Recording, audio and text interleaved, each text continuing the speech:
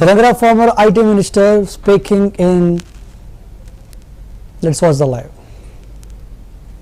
What was the norm followed? What was the process followed? ఎవరికి ఇచ్చారు, ఎట్లా ఇచ్చారు, ఎందుకు ఇచ్చారు? ఏమైనా ట్రాన్స్పరెన్సీ ఉందా ప్రాసెస్ లో?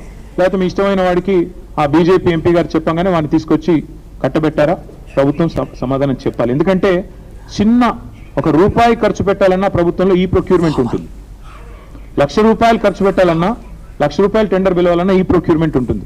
మరి ఏ బేసిస్ లో ఈ బీకన్ ట్రస్టీషిప్ తర్వాత వాడవడం ట్రస్ట్ అడ్వైజర్స్ అనేవాడిని ఏ బేసిస్ లో ప్రభుత్వం సెలెక్ట్ చేసింది, ఏ ప్రాసెస్ ఫాలో అయ్యింది, ఏ రకంగా వీళ్ళని సెలెక్ట్ చేశారు అంటే సమాధానం లేదు. ఎందుకంటే వాళ్ళు ఇష్టం వచ్చినట్టు ఇష్టారాజ్యంగా చేశారు. దాంతోపాటు సుప్రీంకోర్టు తీర్పు 96లోనే స్పష్టంగా ఉంది, any land, any area which has a forest like character, even though its ownership vests with government or private, can be classified as forest అని చెప్పి తీర్పు ఇవ్వడమే కాకుండా కమిటీని కూడా రాష్ట్ర ప్రభుత్వం ఏర్పాటు చేసింది ఐడెంటిఫై చేయడానికి. అట్లా ఎక్కడెక్కడ ల్యాండ్స్ ఉన్నాయి అది కూడా మీకు ఇస్తాను నేను, అప్పుడు ఎప్పుడు ఏర్పాటు చేశారు కమిటీ అనేది. ఇదంతా ఎందుకు చెప్తున్నాను అంటే ఇవాళ ఒక అటవీ భూమిని అమ్మడమే తప్పంటే, నీది కాని భూమిని అమ్మడమే ఇంకా పెద్ద తప్పంటే, ట్రాన్స్పరెన్సీ ఫాలో కాకుండా మొదలు 30,000 కోట్లని, ఆ తర్వాత 20,000 కోట్లని, చివరికి 16,000 కోట్లని, అసలు రిజిస్ట్రేషన్ వాల్యూ 5,200 కోట్లున్న భూమిని ఎంతమందిని పిచ్చోళ్ళని చేసి రేవంత్ రెడ్డి గారి ఆర్థిక ఫ్రాడ్కు పాల్పడుతున్నారు. అల్టిమేట్గా దీని వెనకాల మతలబైంది. మీరు దయచేసి నేను మిమ్మల్ని అడిగేది, నేనేదో ఇది కేవలం ఆరోపణ చేయడం లేదు, నేను వదిలిపెట్టను కూడా ఈ అంశాన్ని. దీన్ని మేము ఇవాళ I'm writing to the governor of reserve bank of India. I'm also writing to the serious fraud investigation office, ministry of corporate affairs, government of India. I'm also writing to the SEBI. SEBI ఎందుకు రాస్తున్నాను అంటే ఆ Beacon అనేవాడు, Beacon trusteeship అనేవాడు is already a member of the stock exchange. అట్లాగే we're writing to the central vigilance commission and we're also writing to the central bureau of investigation.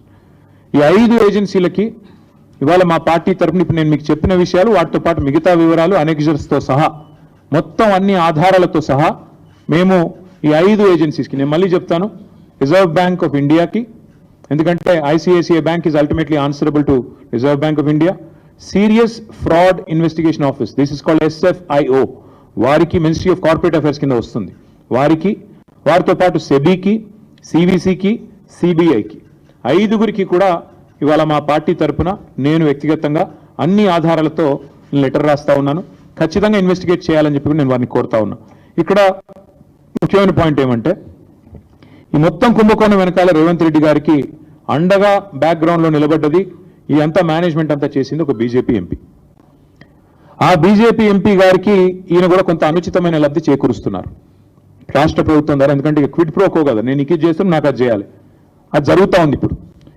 ఇప్పటికిప్పుడు నేను దొంగ చేతికి తాళాలు ఇవ్వను, ఎంపీ గారి పేరు కూడా నేను బయట పెడతాను, నెక్స్ట్ ఎపిసోడ్లో బయట పెడతాను. ఎందుకంటే దీని వెనకాల ఉన్నది మొత్తం, దీని వెనకాల నడుపుతున్నది ఆ బ్రోకర్ను తెచ్చింది, ఆ బ్రోకర్ను రాష్ట్ర ప్రభుత్వానికి అటాచ్ చేసింది, ఆ బ్రోకర్ను అల్టిమేట్గా ఈ రకంగా ఆర్బీఐ, ఐసిఐసిఐ బ్యాంకు నిబంధనలు పాటించకుండా ఆగమేఘాల మీద 10,000 కోట్ల రూపాయలు అన్నిటిని వయలేట్ చేస్తూ తెచ్చింది కూడా ఎంపీ గారి సారథ్యంలోని ఆ బ్రోకర్. ఎందుకంటే అంత స్ట్రాంగ్ బ్యాకింగ్ ఉంటేనే యూనియన్ గవర్నమెంట్ది ఇంత వేగంగా డబ్బులు వస్తాయి. లేకపోతే ₹10 పుట్టాలన్న సామాన్యుడికి దేశంలో ₹10 బ్యాంకు నుంచి రావాలంటే 10 క్వశ్చన్లు